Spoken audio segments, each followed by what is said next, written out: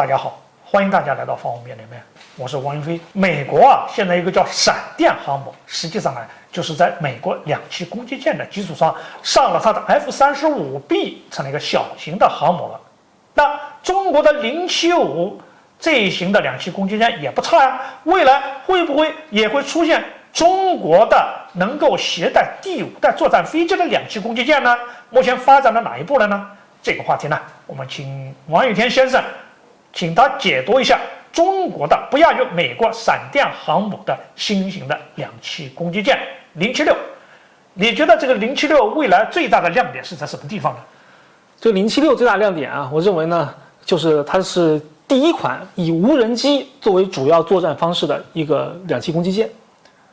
为了支持这么一个新制的作战体系呢，这个076的它这个设计啊，进行了一个大的一个改动。最近啊，神通广大的网友啊，在论文中发现了一个线索，是什么呢？在一个论文中，对于一个直通甲板的一个火灾救火的模型进行了一个研究，而这个甲板的模型呢，跟现在所有的两栖攻击舰都不一样，所以啊，很可能就是传说中的076。那这个甲板模型告诉我们一个什么样的一个特点呢？首先啊，最明显的就是它采用了双舰岛。我们现在的075也好，包括我们的辽宁号航母也好，都是单舰岛的一个船舶。目前世界上采用双舰岛的只有英国的伊丽莎白女王号航母，而我们的076也采用了双舰岛。这个呢，就明白无误地告诉我们，它采用了什么动力系统？那就是燃气轮机为主动力的一个全电推进系统。为什么这么说呢？因为啊，燃气轮机它有一个特点，那就是它的净排气量非常大，对，所以它的烟囱啊特别粗。它本身就要占用很大的空间，像过去那种航母的单舰岛，可能那个它的排气系统啊就很难布施开了。所以过去航母用蒸汽轮机嘛，它的净排气量还不是太大。现在如果用燃气轮机的话，那可能就受不了了。大家可以看055驱逐舰，它的舰体中部啊那4个大烟囱就可以占据了舰体的一大部分的一个空间。所以这个燃气轮机啊，对于这个烟囱是非常依赖的。燃气轮机呢，还有一个特点，就是如果排气的烟道太长的话呢，那么就会对它的功率啊，就造成了很大的下降。对，就它排气的那个压力啊，它就不够了。所以呢，英国的伊丽莎白女王号就创新性的搞了一个双舰岛，它的2台燃气轮机啊是吊在2个舰岛下面的，不是传统的放在这个船舱底部的。就它舰岛下面，大家看到有一个鼓包，那鼓包里面其实就是它的2台燃气轮机。这样的话呢，它2台燃气轮机的这个烟囱的长度只有舰岛高度这么高，就避免了从舱底到舰岛这么高的这么长的一个烟囱，它的燃气轮机功率呢就不会下降。那么推进呢，那当然是用燃气轮机发电，通过电缆把这个电呢传送到舱底的这个电动机，用电动机来推动整个舰船的一个航行，就不需要那样的大轴了。过去传统的布局，这个设计呢有很多好处，一个呢就是航海舰桥跟航空舰桥分开了，前面是航海舰桥，后面是航空舰桥，两边的这个指挥呢就不会互相的打架，两边的指挥呢各自有各自最好的视野，它的指挥效率呢就会大大的提高。另外一个呢，那就是它的通信雷达电子系统呢分散在2个舰岛上，互相之间的电磁干扰啊会大幅度下降，对电磁兼容设计来讲呢，那个是一个非常利好的一个设计。那当然了，它也有不利的因素，比如说2个舰岛就占了更多的甲板面积，可能就会少停一些飞机。此外呢，如果这个船舶在高速航行的时候，在2个舰岛之间呢会形成涡流，这个涡流对于这个飞机的起降会产生一个很重要的影响。对，所以双舰岛呢有好处有坏处，但是呢这个是针对于有人机来说的。那对于无人机来说啊，双舰岛明显是好处大于坏处。为什么呢？不知道大家注意到没有？就是现在的很多无人机的这个作战啊，它都是单机作战，很少见到这个双机或者多机编队作战。为什么呢？那就是无人机的这个通信遥控系统啊，现在它的这个容量啊还达不到。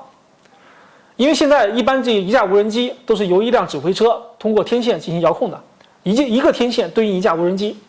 那如果几架无人机堆在一起的话，那么地面的指挥车呢，如果也堆在一起，那互相之间就会产生干扰了。通信容量会大幅度降低。如果让一个指挥车来指挥多架无人机的话呢，那么它这个通信容量就进一步下降了。此外呢，就是如果是地面直接指挥无人机呢，受到地球曲率的影响，一般这个无人机的这个作战半径不超过100公里，超过100公里之后就在地平线以下了，这个电磁波根本就烧不过去。这种情况呢，一般是通过卫星通信来解决的，就是我们地面的控制车通过卫星从上到下的来控制这个无人机，这样就摆脱了这个距离的限制。那可是通信卫星的这个信道数量呢，一般都是有限的，那么它能指挥的无人机数量呢，也是受限的。所以啊，不论哪种方式，如果想进行大机群的大规模的无人机作战，那么地面的通信设施必然是要大幅度升级的。现有的这些通信设施明显是不够的，而双舰岛呢，它们之间，刚才我们说过，电磁干扰可以大幅度降低，所以在上面安装一些更高级的、更大容量的这个通信系统，可以同时指挥多架无人机的这个通信系统，那么这会降低它的这个电磁干扰的这个等级，让电磁兼容的设计呢也更有优势。当然，更重要的是呢，这个甲板啊，这是有史以来第一大的这个两栖攻击舰。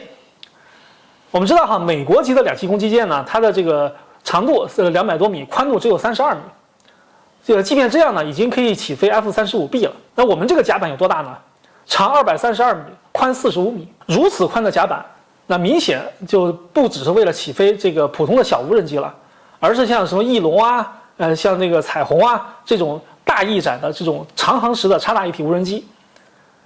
那么能起飞这个飞机的话，那么这个两栖攻击舰的压制能力，那就远远比075上面只能带直驶武装直升机那要强得多了。此外呢，还有包括像这个攻击11隐身的这个攻击机，此外呢，还有像传说已久的岸舰，这个是一个空战的无人机。这些新式的无人机上舰了之后，那么076自己就能够承担一个独立的作战任务。此外呢，它还可以配合航母作战，比如说最近呢，就是曝光了一个我们的无侦8啊，翅膀下面挂了2个大火箭。它可以呢自己的就可以往上飞。未来呢，如果这个076还能携带无侦8的话，那么它的侦察范围啊，那就特别厉害。再配合我们这个055上的这个远程的反舰高超音速导弹，这个海战能力啊，那就简直是无敌了。所以076呢，可以说就是一个海战的一个多面手，是未来新式战力的一个重要的节点。它呢将大大的推动我们的战争向无人化、智能化、网络化的这一个层级去进一步迈进。可以说呢，这个设计呢是目前为止全世界独一无二的。当然了，它可以承担传统的这个两栖攻击舰的任务，比如说这个登陆，还有人道主义救援，等等这些措施，它都可以承担，因为它还有一个无舱，还有车辆甲板。此外呢，由于它舰体比较宽大，能携带的无人机的数量也比较多，所以它的这个持续作战能力和密集打击能力，也将是现在的这个两栖攻击舰，甚至是一些小航母都不具备的。再加上两栖攻击舰的建造难度一般比航母要小得多，我们的很多船厂呢，就可以成舰了。所以啊，这未来一定是海军最喜欢的一条船。